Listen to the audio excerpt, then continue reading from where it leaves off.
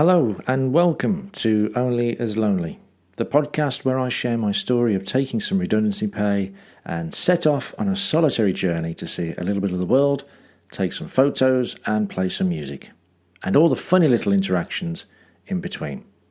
Thank you for joining me for episode 5, and thanks to those of you who provided feedback on episode 4. I'm glad you enjoyed it. I enjoyed reliving that one as it was a funny day, especially with the Museum of Modern Art. Discovering that I appear to have a natural gift to be able to find the gay scene. And also discovering, sadly, that trying to be Hugh Grant and seem endearing to the American lady doesn't really work. Well, it probably does if you're Hugh Grant, but not if you're me. It's great to have you with me on this journey, and I suppose on reflection, it's like reliving the experience, but I'm no longer alone.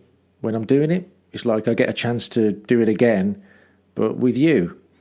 And I'm really enjoying doing this. It's also allowed me to revisit some of my photography and edit some new photos for the website, which is on onlyaslonely.wordpress.com.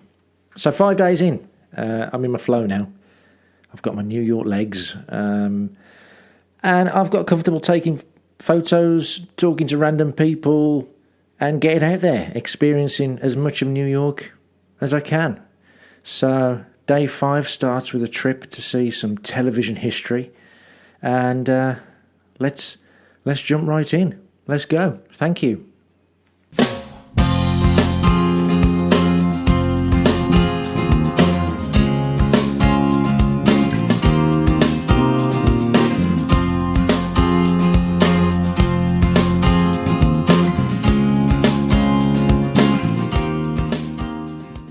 Day 5, September the 13th, 2009. I woke up this morning and had decided that I was going to head to Tom's restaurant for my breakfast. I'd found where it was on the internet and thought that I had to have a piece of this classic television history. I set off, leaving the many of the young rabble eating breakfast at the hostel, and headed out into the early morning sunshine. I walked through the mean, peaceful streets of Harlem, heading in the direction of Tom's restaurant. I began to pass through a large park, and it was good to see so much activity on this Sunday morning. Dog walkers, joggers following the track around the outside of the park, and on a baseball field there was a little league baseball game. As I started to pass, I decided to stop and watch, and stood near a bench where some fathers were congregating. I was confident that despite being a man in his late 20s, watching these children, I wasn't giving off any kind of pedo vibes. There were different characters among the dads. There was an obvious sporty dad who would have no doubt been a jock back in the day with his fancy trainers, sports gear and cap. There was one dad who was the guy who collected the stats. He didn't have any fancy gear on, not the same as the jock dad, and with his glasses and side parting, I could imagine him working in the city, in an office, being a whiz on Excel. He had one of the deepest voices in the world. He kind of reminded me of Egon Spengler from Ghostbusters. Then at the complete opposite end of the scale to the jock was the dad who wore scruffy, baggy clothes with long hair, just sat there smoking. And I got chatting to them, and they would help me with the rules of the game and the little technicalities that we never really had in rounders over here. Rounders. Such a poncy alternative to baseball. At one point I asked them if they'd ever played rounders. They hadn't. I tried to convince them that it was like baseball, but much more hardcore and extreme. They didn't get my sarcasm. It was great to spend an hour with these guys having a banter and watching the kids playing. The dads took it seriously, but not too serious. Not like some of the parents I've witnessed on the touchline of football pitches during kids' matches, almost coming to blows. Can I just clarify that it's what I've witnessed in passing, okay? I don't exactly go around watching children's sports. Just get that out there. But these dads were serious enough to keep encouraging the kids to play hard and competitively. The coach was great too, not too harsh, but not a drip either. One kid was out after 3 strikes and he was getting upset. When he sat down on the bench, the coach told him to watch his body posture and not show the other side that they've got to him. It seemed so positive. The kids would give each other high fives and seemed to really support each other too. It really impressed me with the level of positivity those kids, coach and dads created. I didn't hear any moaning. I didn't hear any negativity at all, and it seemed like such a contrast to back home. But then that's, a big part of the American culture from what I could tell. Of course, there's hardship and poverty in places, but generally, I didn't get a bad vibe from people. Everyone just seemed to be getting on with it without the miserable energy that a lot of Brits seem to have. Or maybe there was, and I was just seeing it through rose-tinted glasses. But it was great to experience that with the sunlight flickering through the trees that Sunday morning. But I was getting hungry now, and it was time to move on. I wished the guys well and made my way to the other side of the park, climbing steep steps, reaching the heady heights of television history. When I found Tom's restaurant, I was grinning from ear to ear. I had to just stand on the opposite corner and admire the same image that I'd seen on hundreds of occasions, but this time it was for real. Tom's restaurant was used in Seinfeld, as you know by now, one of my favourite shows. It was used as the shot for the outside of the diner where Jerry and co. always used to eat. I got someone to take my picture outside, and I was buzzing. I was pretty excited about actually going to this place. The owners haven't changed the outside at all. The instantly recognisable large red blocky letters saying restaurant on its 2 elevations. But why would they want to change the appearance anyway? It brings in so much custom from the sentimental Seinfeld fans like me. I stepped inside and wasn't surprised to see that it was completely different on the inside than what they portrayed in the TV show. It was very brown. A very classic American diner, again with booths and the counter with high stools. The till was near the door, so you pay as you leave. It could have been a family-run business, as all the staff looked Mediterranean. I still maintain that the counter was the cool place to sit if you're on your own. Free refill coffee, yes. And of course, Seinfeld memorabilia on the walls and various signed photos. And also the painting of the character Kramer from one of the episodes. I had to get a picture by that after I'd eaten. The breakfast was fantastic. Again, I remember thinking of my friend Sam, who is also a Seinfeld nut, as you probably know by now. With a full stomach and high on caffeine, I left Tom's restaurant and walked around a bit and popped into a large cathedral in the area. The Cathedral of St. John the Divine.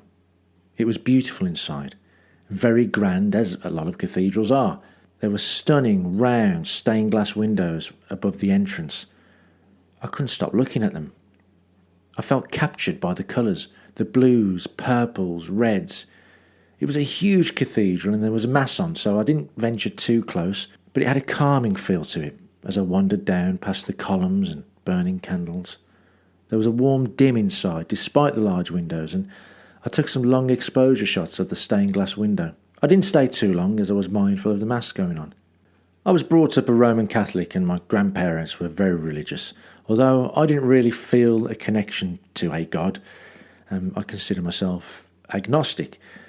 I hated religious education at school, and my GCSE in that subject hasn't really been a contributing factor to my career to date. No one has seen my CV and thought, well, yes, he's got English, maths, science, but hold on. This guy's got a GCSE in religious education. That's the sort of talent we need in this business. This guy knows about the feeding of the 5,000, 5 loaves and 2 fish. This guy will achieve more with less, surely. Get him in. But in all seriousness, I am respectful of anyone who has faith to any religion. That's their journey. But I can't help feel a sense of calm when I'm in a church or cathedral. And I always think of my grandparents. I've even lit candles for them. I don't know why. It's just feels like the right thing to do to remember them. It was at the stage now where I was deciding what to do as I went along and had every intention of filling my day. The next thing to do was to head downtown and across to the piers on the west side to catch a boat trip around the island, courtesy of the New York Pass again. By the time I got there, I was just in time to catch the 3-hour tour, and so I boarded the very crowded Circle Line cruise and managed to find a seat outside, on top, in the blazing sun. Hopefully, this pasty Irish skin that I'm blessed with won't get burnt, I thought. We pulled away from the pier and we could see the array of ships docked nearby. The tour guide started to introduce himself, and I remember thinking he was instantly likeable. He was an elderly gent, and I remember thinking that he had a great narrating voice. It was like an American granddad doing Jackanory. As we set off, people started to move around a bit and get a good view, and I was piddling around my camera because I couldn't decide what lens to use. As we were heading south, there were powerboats racing across the water from us, and the old tour guide started to point out some of the buildings that we could see to our left and some of the areas we could see on our right. At the southern tip of Manhattan, I used my wide-angle lens adapter to get a shot of as much of the island as I could see. With it being the financial district, there are a lot of skyscrapers and office blocks dominating the skyline, now sadly with two noticeable missing pieces. But if you imagine an island that's edges meet the water and the land slowly rises, climbing away from the water, with Manhattan, from this view, it didn't seem like there was any climbing from the water's edge. It was just a mass of large buildings, a wall of different geometric shapes and sharp corners. We got pretty close to the Statue of Liberty, and as impressive as she is, such a fantastic aqua emerald colour, I thought she'd be bigger, but maybe that was poor perspective given that we were some distance away on the boat. Still, everyone crowded to the side of the boat with the best view, and a million photos were snapped. She did look pretty amazing, and we timed it just right as I managed to get a shot with her basking in direct sunlight. We continued around the bottom of Manhattan and headed north with Mr. Jackanory pointing this and that out to us along the way, including the old Yankee Stadium next to the new Yankee Stadium. I moved downstairs and to the front where it was crowded, so I clambered up and sat on something in the middle of the boat that I probably wasn't supposed to. No doubt Manhattan Island is an impressive sight. So many skyscrapers, all different sizes, different ages, different architecture and styles. We passed under many bridges, and I remember sitting there relaxed, taking it all in and enjoying the sun, thinking to myself, I really hope I don't burn. I sat and looked around me, and it appeared that I was the only one without anyone to talk to. Again, it was apparent that everyone around me had someone to enjoy the experience with, to point things out, to take the mickey out of other tourists who had been none the wiser, and to get burnt with. But by this time, I'd surrendered to my lonely adventure as I sat in the middle of the deck on something I wasn't supposed to, with everyone else having their backs to me, facing outwards, and chatting amongst themselves. As we got towards Harlem, Jackanory had ran out of things to say.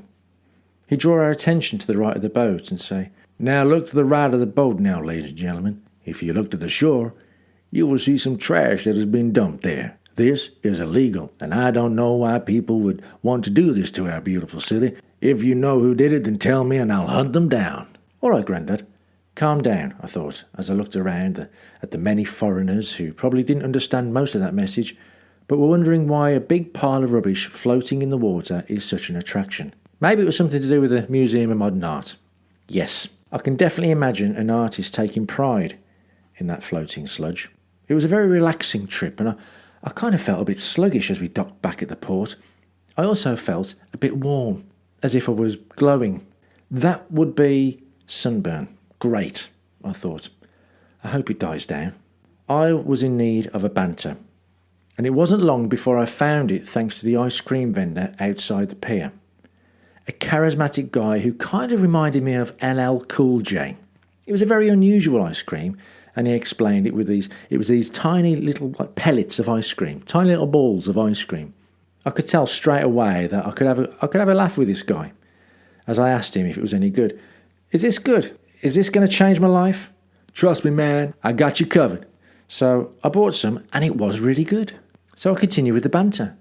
"You know, that's pretty good ice cream. You weren't lying, were you?" "I told you, man, I'm here for you, baby. I'm the ice cream man." By which time some other people were inquiring.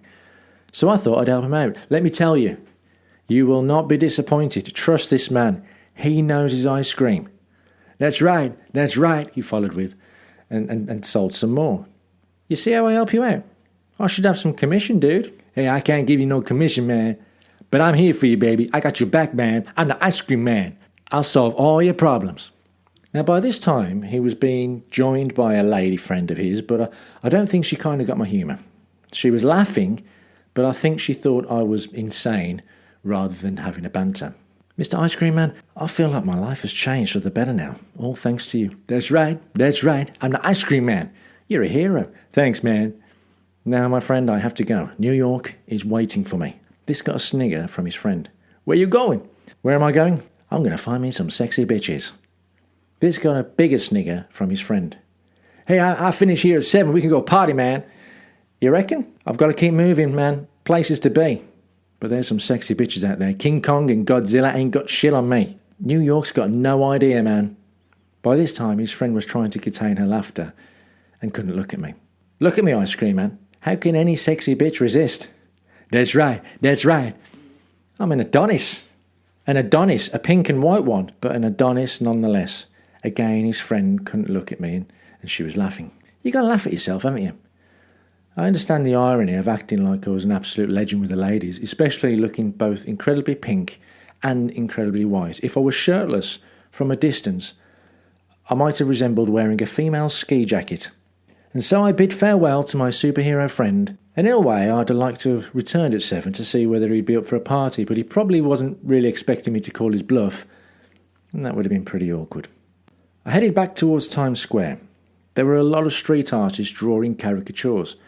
However, I quickly began to realise that the examples that were shown to make potential customers aware of the artistic skill and ability expected from such artists, who can at a whim draw a fantastic caricature capturing and over-exaggerating the very features of the subject to make it a fantastic likeness, were in fact examples of somebody else's work. To be fair, I reckon a blindfolded monkey on LSD could have done better. Okay, maybe the LSD was a step too far, but you get the point. I watched with sadistic glee as the poor paying subjects, a young couple, sat there totally still with Cheshire cat grins, while the Chinese artist created their caricature masterpiece. I'm doing the fingers. I'm doing the fingers. You can't really tell with a mic.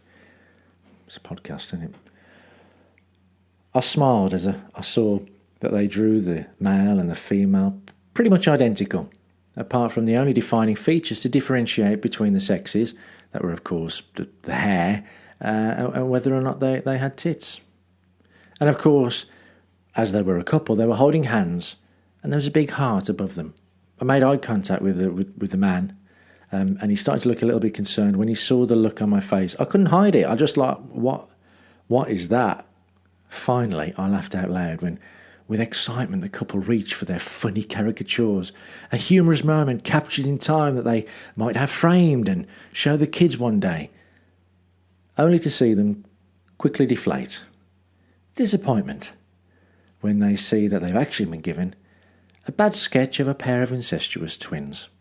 One of the twins had tits and long hair, so that must have been the girlfriend.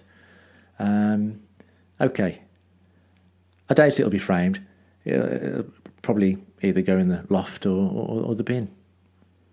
Then they feel obliged to pay the smiling artist who's trying to give the impression, isn't it great? Look at that.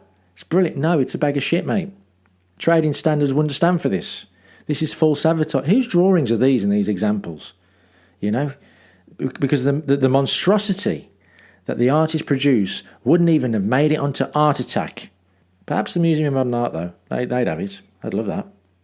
Yes, that's twice today I've had a pop at the Museum of Modern Art. I don't care, I'm still bitter. I made my way to the Greenwich area and sat down to people watch for a bit. I decided I had to take some photos of people, and I really wanted to get some portraits if possible. I managed to get a sneaky pic of an old guy on a payphone, but it was from behind. But I had to take it because it's just a funny memory, because there was this old fellow who clearly couldn't hear very well, and with a broad New Yorker accent, he was shouting, "Hello! Hello! Hello! Hello!" He made me giggle. I wanted to get a picture of it. I decided to just head away from the main road and let my instincts guide me. It came up trumps. I saw these two black guys on motorbikes, Harley Davidsons, and these guys looked cool. One guy was fairly big with his jeans, his big black boots, a black leather jacket, and he had this open-faced helmet. I plucked up the courage to go over and play the, "Hello, I'm an English photographer and you've got a fantastic jawline. Can I take your picture?" card. Okay, so I didn't use all of that phrase, but I did say that I thought he looked like a dude and I'd love to get a picture or two. Well, I could tell this fed his ego. He was loving that. Sure, he said in a cool, calm, badass motorbiker way. He was the love child of American Chopper and Shaft. He was smooth with a capital Smoo. Felix was his name, and he looked pretty cool on his massive beast of a bike. I took some close-up shots of his face, and he was so serious. I think he was trying to give me the mean and moody look, you know. So I called him a sexy beast. He couldn't help smile. Friendly giant, really. Turns out that he was planning on having his friend take some pictures, so I offered to take some with his camera, which happened to be an upgraded model of mine, although he didn't really know how to use it properly by the looks of it. I looked across the street, and there was a Hispanic woman trying to be America's Next Top Model. She was posing next to the bike. She was only joking, but she seemed like good fun. Her name was Nina, and she owned the leather coat store that the bike was parked outside of. I took a picture, and then I asked if I could take a picture in front of the shop, and she happily posed proudly in the doorway of a business. But then she invited me in. So imagine she's got a Brummie accent, right? Because I can't do that accent. So she's like, come in, have a look around. Treat yourself, have a look around the shop. So I'm like, all right then. So I go in. I feel obliged now, you know. Have a look around. You might see something you like. I doubt it. It's very, very vibrant, shall we say. All these leather jackets, leather goods, the most vibrant colours, yellows, pinks, greens, reds, blues, purples, you name it, it's in there. It looks like the wardrobe for a Rick James music video from 1983. And I'm looking around, and it's very nice. And she's going, what do you think of this one? I think you look good in this one. Don't get me wrong. I mean, I'm partial to a retro leather jacket. I've owned a couple of retro leather jackets, bought from a vintage store. You know, I'm not averse to a leather jacket, but that's orange.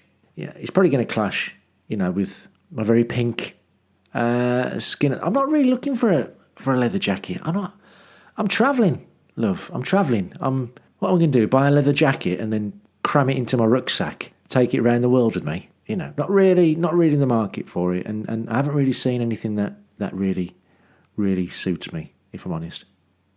What do you think about this one? No, I don't think so. I don't think so. Okay, all right. Take my card. You've got my details. If you, your friends, family, anyone else you know in Europe want a leather jacket, you've got my details. Get in touch.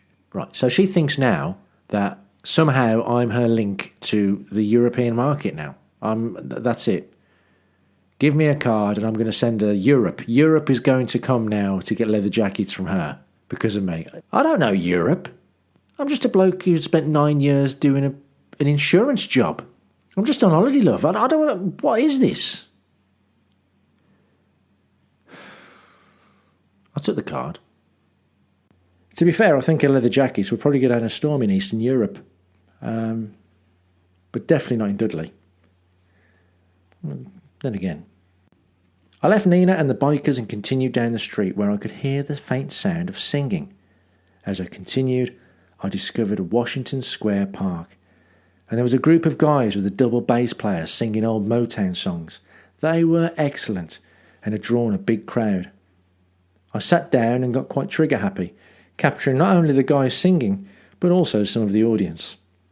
It didn't take long to fall in love with this small patch of green surrounded by grand buildings and housing, a large archway and fantastic fountain in the middle. All over this park were musicians, all performing and busking, drummers, fiddlers, strings, guitars, singers, saxophones, trumpets, and loads of people all just chilling out, enjoying the various performances. It was fantastic. I was in my element here. I wanted to play and sing, but I didn't have a guitar with me. It was starting to get dark, but it was still warm, and I just didn't want to leave. I followed a path down between trees and watched two young guys and a girl playing and singing. I got chatting to them and gave them my support. I mentioned my plans to play some gigs in New Zealand, and then one guy gave me his guitar and asked me to play one of my songs. So, right there, in Washington Square Park, with an audience of 3 and whoever else briefly listened as they walked past, I played a song called Don't Shoot Me Down. Now, I've recently recorded a live version of this song, as I don't have any original recordings of the track. I say live, like it sounds like fancy, doesn't it? Like, no, I had my mic on, and I just played the song in my small bedroom / office. My voice has grown since back then a little bit, and so please bear in mind that this was written about 14 or so years ago. And yeah, I cringe when I listen to my old stuff. But it is what it is, you know. Back then I felt proud of my music and proud enough to perform it in front of others. I received some decent feedback, and sometimes some people even bought CDs off me. But don't expect anything amazing. I'm not Ed Sheeran, I'm not Bob Dylan. I won't be offended if you want to skip the music. I won't know. I won't know. I'm not monitoring this, so I wouldn't have a clue. But it is part of the story, so I wanted to include something. Hopefully you won't compare it to the sounds of a pet shop burning down. Okay, this is Don't Shoot Me Down.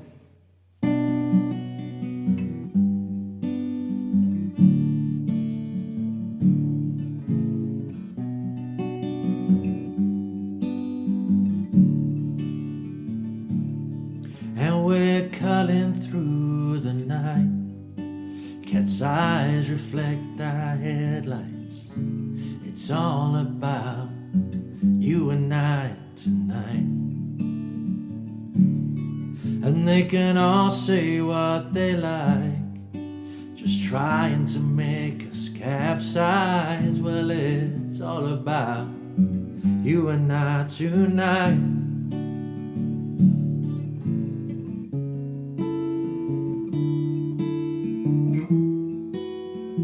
But don't shoot me down. But don't shoot me down.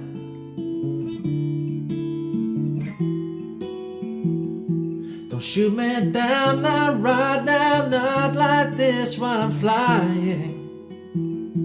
Oh, so measure the sea with a teaspoon, just to see how much I love you. Go ahead, give it a try, I dare you, I dare you. And if you still wanna question why, you can count every single star in the sky. Go ahead, give it a try now, I dare you.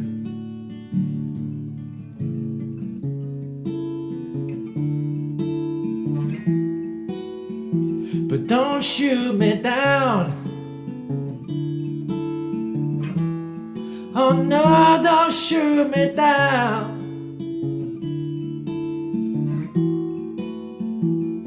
Don't shoot me down, not right now, not like this while I'm flying.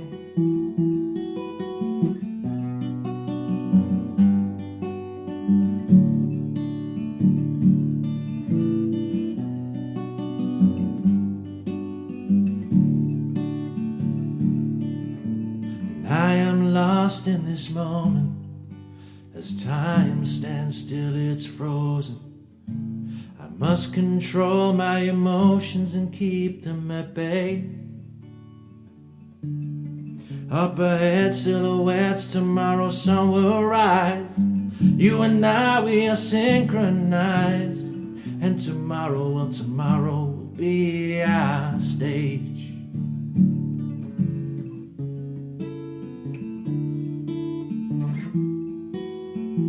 But don't shoot me down.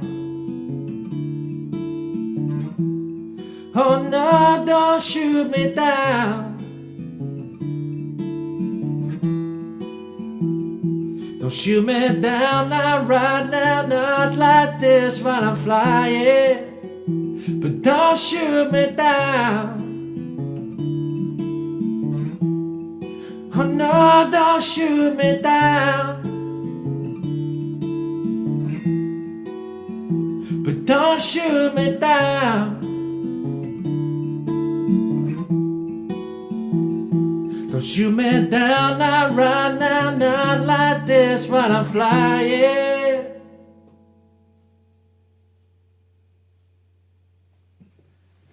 That'll do. when I finished the song, it was a bit awkward because he quickly grabbed the guitar back off me. Yeah, thanks, cheers, great, nice one. Yeah, brilliant. Give me the guitar back. I guess they must have thought it was pretty shit.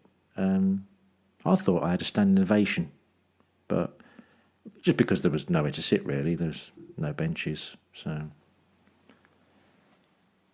So I had now technically performed in New York. To me, it doesn't matter how small it was. I'm just so happy that I shared my music in a performance with some people listening in the Big Apple. I got chatting to the girl of the group, who was very cute. Her name was Elodie. She was new in town. She was French. Still is French, probably. But because she was cute and I was basically kind of, Daniel Craig / Hugh Grant, debonair English gent, who was also a singer-songwriter, I asked if she wanted to grab a coffee. She agreed. Great stuff. We're making progress. We went to a little independent place nearby called Starbucks, around the corner. But the conversation, I'll be honest, it was a struggle. It was a battle to drag it along. Come on, love, you agreed to the coffee. I'm not going to buy you a coffee and then just piss off, am I?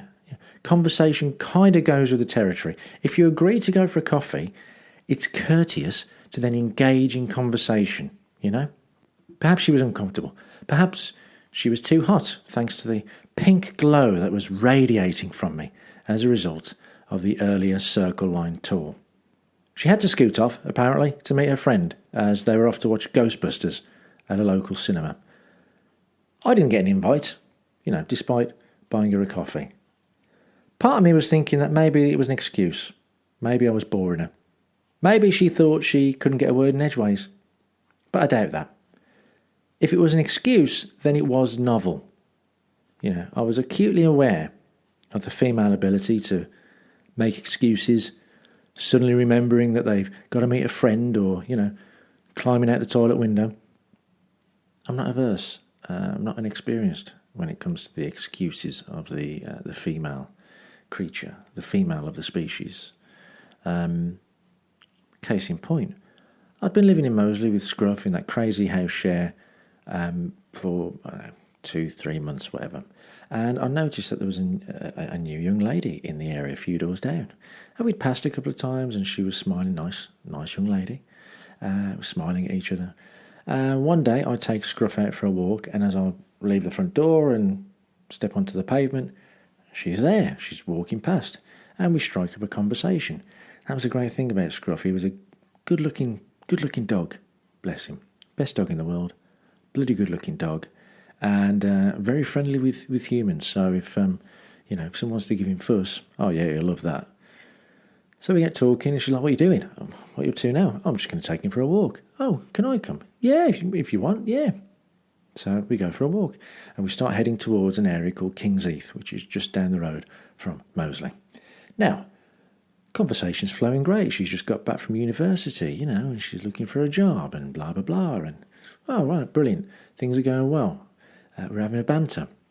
And then, as we leave King's Heath High Street, walking down a side road, Scruff stops, and it's that inevitable time in a dog walk when he's doing his first poo. The first poo's always the biggest.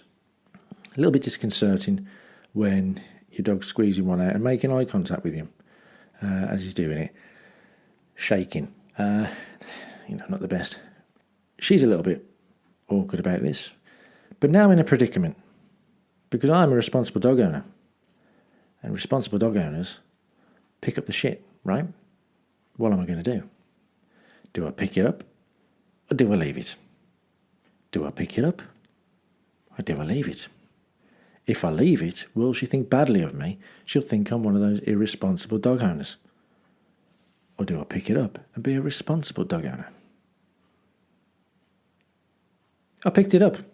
Not bare hands. I had a bloody dog poo bag, right? I even tried to make light of it. I know it's awkward. It's really awkward. But I even tried to make light of it. Oh, Scruff, what have you been eating? Oh, this is a bit smelly. Oh, it is very warm, though. Very warm, handy on a winter's morning. Didn't appreciate that advice, clearly. and she looked like she was about to gag. So I tried to just smooth it over, smooth, debonair, suave bastard that I am, walking along, swinging this little bag around, saying, let me know if you see a bin or a skip. I'm not chucking a skip. Suddenly, out of the blue, she remembers she's got to go and meet a friend in King's Heath. And she says, I've got to meet a friend. I'll see you later. Bye. And off she goes. Wasn't meant to be.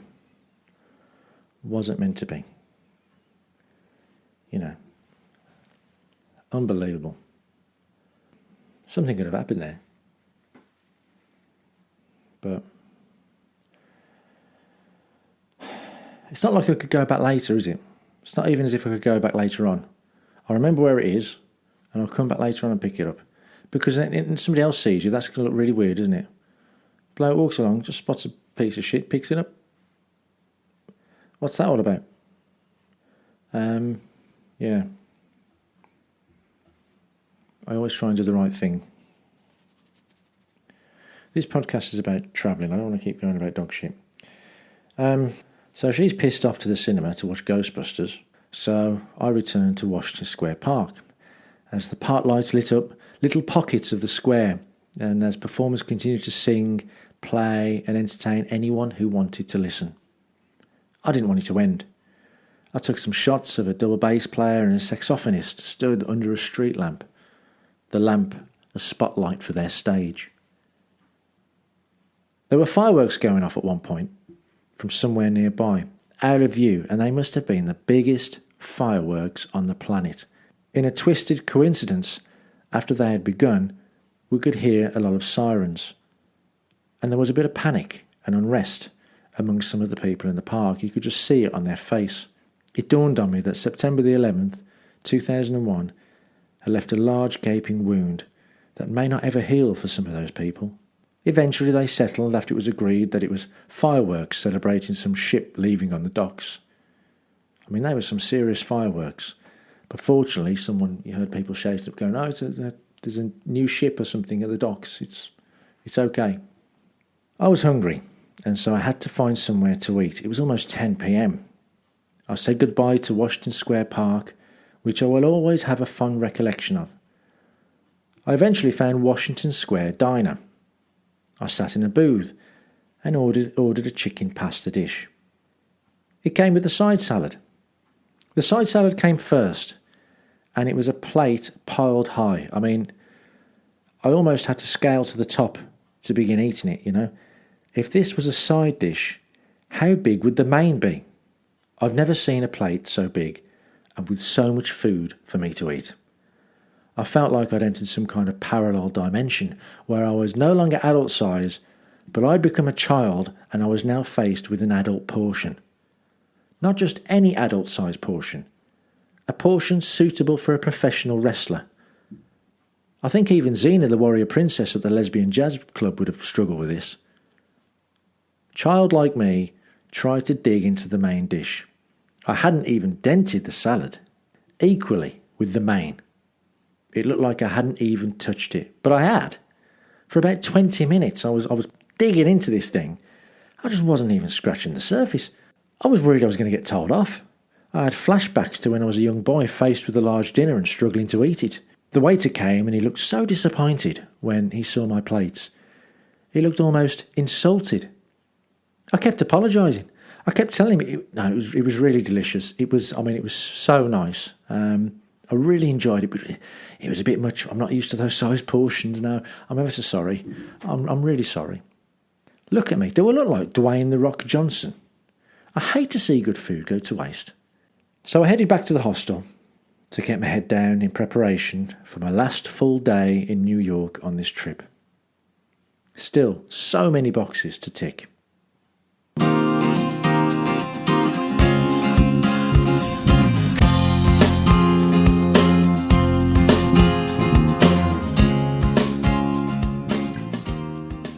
And there you go, that's it, day 5 in New York. I'm getting into my stride now. I'm more comfortable just going around doing my thing, and you'll notice there's a lot more interactions with people. I start the day, I'm talking to those dads at the baseball game. Then later on, there's the ice cream man, there's Felix on the bike, there's Nina, do get in touch if you want some leather goods, by the way.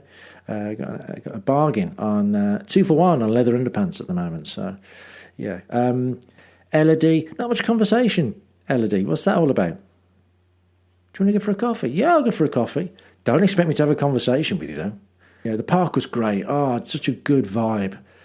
As someone who is an aspiring musician, or for anybody who just loves live music, to be able to go and just enjoy all these different little pockets of performances at one time, it was, I felt spoiled. I felt in my element there. And I got to perform. I performed in New York. That's it. Put that on LinkedIn. International musician. Played a gig in New York. Big Apple, part of the world tour I did.